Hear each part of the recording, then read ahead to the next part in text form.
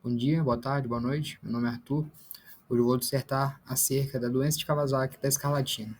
Doenças que têm interseções entre si. Precisamos falar sobre alguns pontos importantes no diagnóstico diferencial entre as duas. Primeiramente, falando sobre a epidemiologia, temos que a doença de Kawasaki ela ocorre principalmente em crianças mais jovens, tipicamente garotos menores de 5 anos de idade, em períodos mais frios, tipicamente a primavera e o inverno. Ainda não se sabe muito bem por que elas são causadas, mas é motivo de grandes hospitalizações. Trouxe um dado aqui dos Estados Unidos, tá? Ela é responsável por 5 mil hospitalizações no ano. Enquanto a escarlatina, diferente da doença de Kawasaki, ela tem uma etiologia tipicamente bem marcada, que é causado pelos streptococcus do grupo A, Streptococcus pyogenes.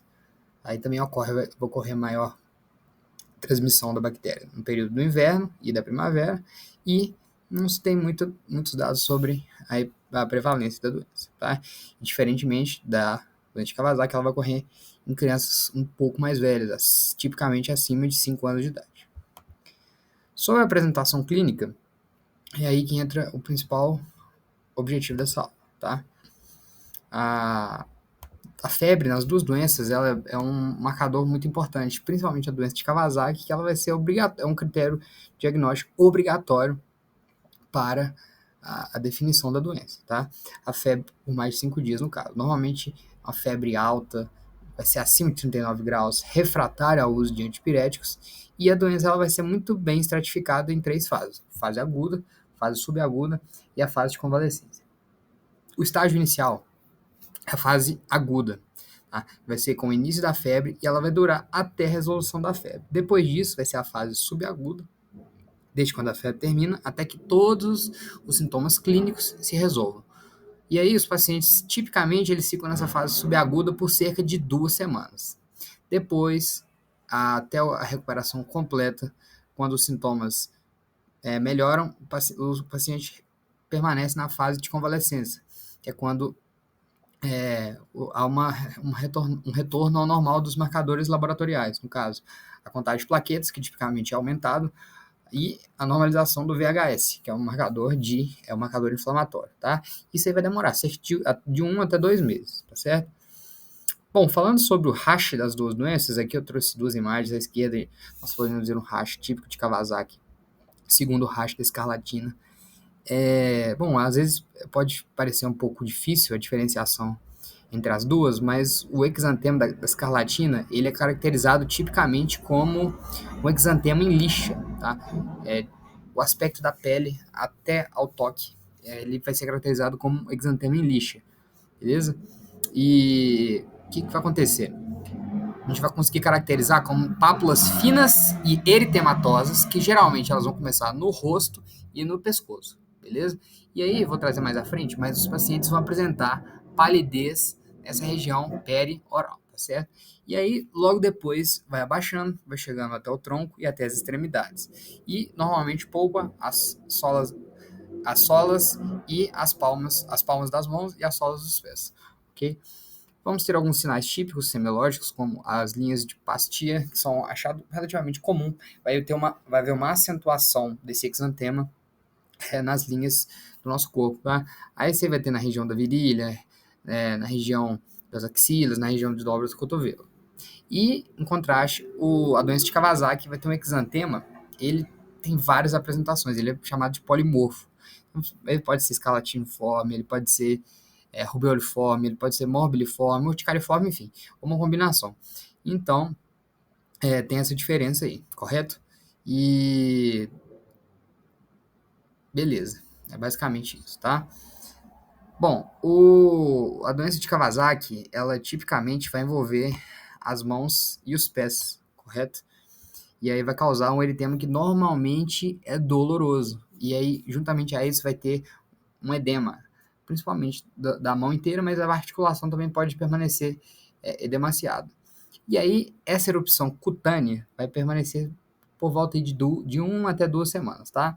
E aí, nos dois casos, vai haver uma descamação, correto?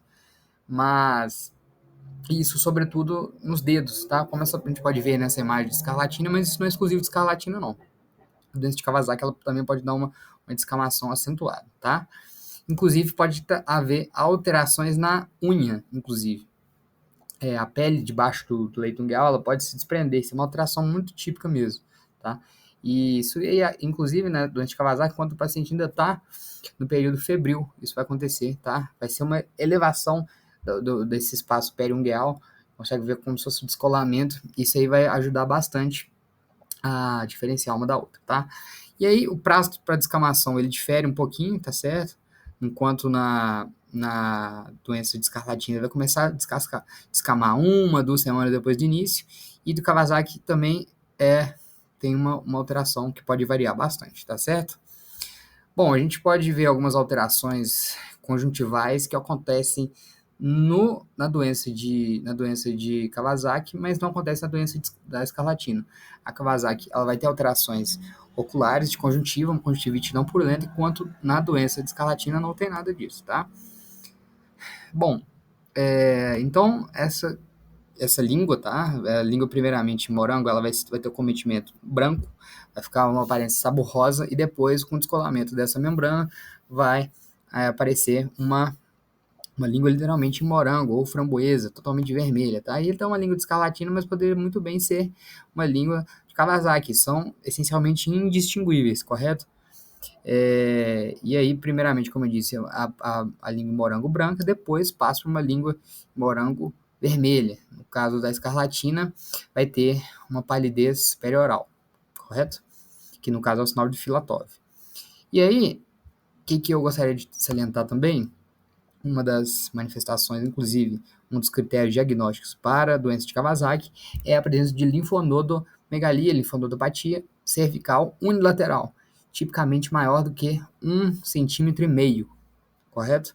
Isso aí a gente não vai conseguir perceber de maneira tão clara na escarlatina, inclusive é um diagnóstico diferencial.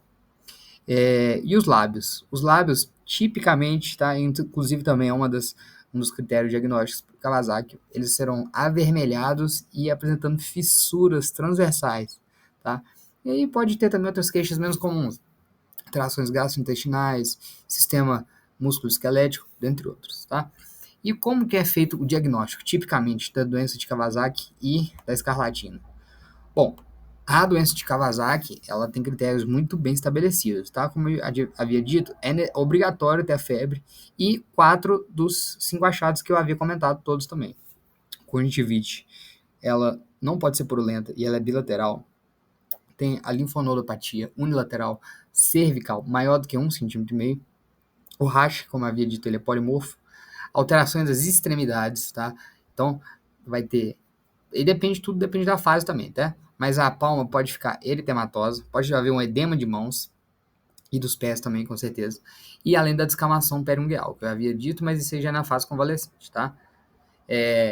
E alteração na mucosa oral, que vai ter o edema ou a fissura e a língua em framboesa morango. Então, a gente vê que são critérios diagnósticos que se interpõem realmente com a escarlatina.